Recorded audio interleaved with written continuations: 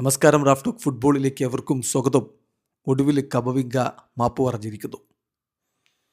Real Madrid ലീഡെടുത്ത് നിൽക്കുന്ന സമയത്ത്, കളി അവസാന ഘട്ടത്തിലായ സമയത്ത്, അഗ്രിഗേറ്റ് സമനിലയിൽ നിൽക്കുന്ന സമയത്താണ് കമവിംഗ സ്റ്റുപ്പിഡിറ്റി ചെയ്തത്. റഫറി റെഡ് കാർഡ് എടുത്തങ്ങ് വീശി. നമ്മൾ ഇന്നലെ എന്തൊക്കെയാണ് സംഭവിച്ചെന്ന് വിശദമായി പറഞ്ഞതുകൊണ്ട് അതിലേക്ക് ഞാൻ പോകുന്നില്ല.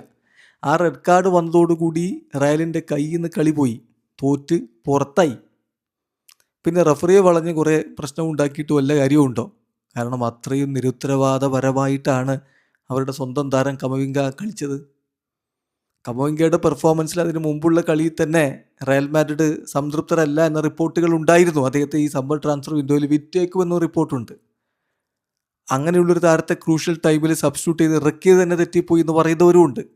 ഒട്ടും ഉത്തരവാദിത്വമില്ലാത്ത രൂപത്തിലാണ് അയാൾ കളിക്കളത്തിൽ നിന്നതെന്നും അയാൾ ചോദിച്ചു വാങ്ങിയ തോൽവിയാണ് റയലിന് കിട്ടിയതെന്നും ഒക്കെ വിലയിരുത്തുന്ന ഒരുപാട് നിരീക്ഷകരെ നമ്മൾ കണ്ടു. ഇപ്പോൾ ഏതായാലും തൻ്റെ ഭാഗത്ത് വന്നിട്ടുള്ള തെറ്റിന് മാപ്പ് ചോദിച്ചിരിക്കുകയാണ് കമവിംഗ. റയൽ ആരാധകർക്ക് ഇതുകൊണ്ട് ആശ്വാസമാകുമോ എന്നറിയില്ല, പക്ഷെ അയാൾ മാപ്പ് പറഞ്ഞിട്ടുണ്ട്. കമവിംഗ തൻ്റെ സോഷ്യൽ മീഡിയ പ്ലാറ്റ്ഫോമുകളിൽ മാപ്പ് എഴുതിയിട്ടു. അദ്ദേഹം പറയുന്നു, ഉത്തരവാദിത്വം എൻ്റെ ഭാഗത്തു നിന്നുണ്ടായ കാര്യത്തിൽ ഞാൻ ഉത്തരവാദിത്വം ഏറ്റെടുക്കുകയാണ്. I take responsibility for my part. എൻ്റെ ഭാഗത്തു നിന്നുള്ള ഉത്തരവാദിത്വം ഞാൻ ഏറ്റെടുക്കുകയാണ്.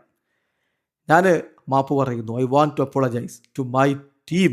എൻ്റെ സഹതാരങ്ങളോട്, ടീമിനോട് ഞാൻ മാപ്പ് പറയുന്നു. അതുപോലെ തന്നെ ഓൾ മാഡ്രിഡ് സ്റ്റാർസിനോടും ഞാൻ മാപ്പ് പറയുകയാണ്. Thank you for your support. Hala Madrid always എന്നുകൂടി അദ്ദേഹം കുറിക്കുന്നുണ്ട്.